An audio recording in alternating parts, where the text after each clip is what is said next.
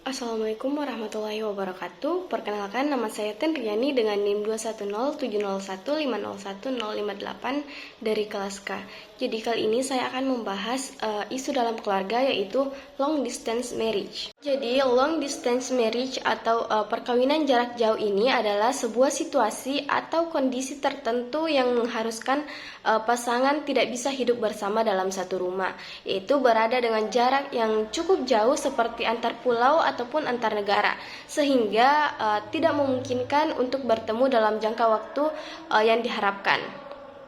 Menurut Pistol, long distance marriage ini menggambarkan situasi tentang pasangan yang terpisah secara fisik, yaitu salah satu pasangan yang harus pergi ke tempat lain untuk kepentingan tertentu seperti bekerja, dan pasangan yang lain harus tetap tinggal di rumah atau di daerah asalnya. Selanjutnya yaitu teori yang berkaitan dengan long distance marriage. Yang pertama ada teori struktural fungsional. Nah, menurut Kitchen 2016, teori struktural fungsional ini menjelaskan bahwa segala hal yang berkaitan di dalam peran dan fungsi dalam suatu keluarga itu sangat penting untuk dapat ditanamkan dan dipelihara serta dilakukan sesuai dengan tugas masing-masing anggota keluarga agar terciptanya keselarasan dan keharmonisan dalam rumah tangga.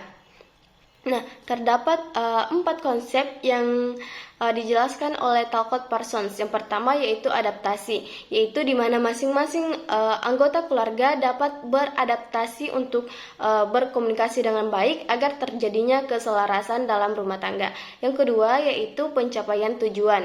Nah, pencapaian tujuan ini yaitu di mana dalam satu keluarga ini saling berdemokrasi untuk menyatukan visi yang dibangun dalam keluarga. Jadi masing-masing keluarga ini dapat mencapai tujuan keluarga secara bersama-sama. Terus yang ketiga ada integrasi, yaitu pengalaman dan pemahaman dan penanaman nilai-nilai, norma, dan kebiasaan dalam keluarga. Dan yang terakhir yaitu latensi. Latensi ini yaitu pemeliharaan nilai-nilai dan kebiasaan dalam keluarga agar tetap tertanam dengan baik dan menjadi warisan dalam keluarga.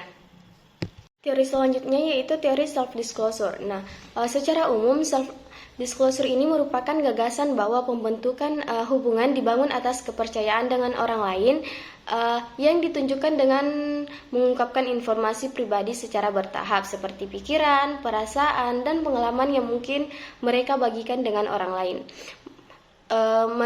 Masafiro 2016 ini mengatakan bahwa self-disclosure ini merupakan komponen penting dalam perkembangan hubungan manusia, di mana self-disclosure ini adalah sebuah tindakan keterbukaan diri dalam menyampaikan informasi pribadi dan sensitif yang biasanya dirahasiakan kepada orang lain. Nah, seseorang yang memiliki keterbukaan diri ini terbukti mampu menyesuaikan diri, lebih percaya diri, lebih kompeten, dapat diandalkan, lebih mampu bersikap positif, percaya terhadap orang lain, lebih objektif dan terbuka. Tang dan kawan-kawan 2013 juga menyatakan jika dalam hubungan perkawinan, pasangan yang terbuka akan cenderung menerima keterbukaan yang tinggi dari pasangannya dibanding dengan mereka yang menjalin hubungan tertutup. Nah, oleh karena itu, self-disclosure juga ini memiliki peran penting dalam pengembangan keintiman antara pasangan, di mana keintiman yang terjaga akan membuat pasangan mau berbagi banyak informasi dan cenderung akan membuat keputusan bersama tentang berbagai hal. Adapun beberapa alasan atau penyebab terjadinya long distance marriage ini adalah yang pertama. Nah, salah satu alasan yang membuat pasangan suami istri ini tinggal berjauhan adalah faktor pekerjaan, di mana kebijakan dari tempat kerja ini memutuskan harus ke luar kota. Nah, konsekuensinya adalah suami atau istri harus berpisah dengan keluarganya dalam waktu tertentu, dan salah satu di antara mereka harus tetap tinggal di daerah asalnya. Yang kedua yaitu study. Dan study yang dimaksud di sini adalah mencari ilmu.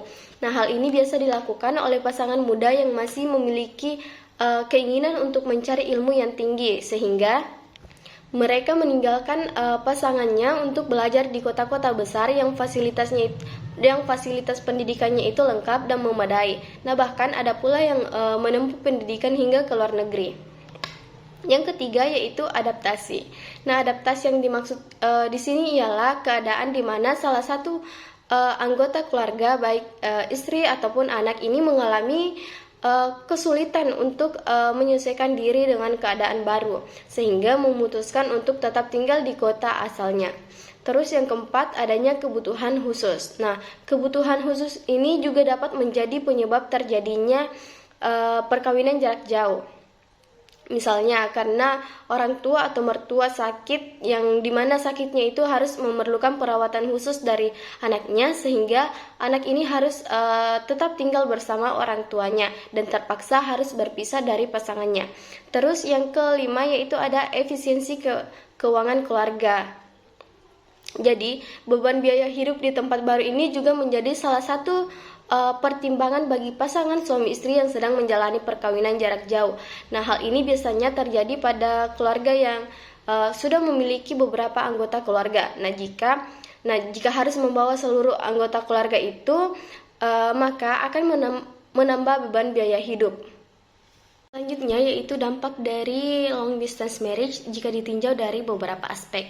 Yang pertama yaitu aspek psikologis. Nawinta dan Nugraheni 2019 mengatakan bahwa long distance marriage ini yang dijalani oleh istri memberikan dampak psikologis seperti perasaan kesepian, kecurigaan, dan lelah secara psikologis karena harus menghadapi dan menyelesaikan persoalan-persoalan rumah tangga sendiri tanpa kehadiran suami. Yang kedua yaitu aspek ekonomi.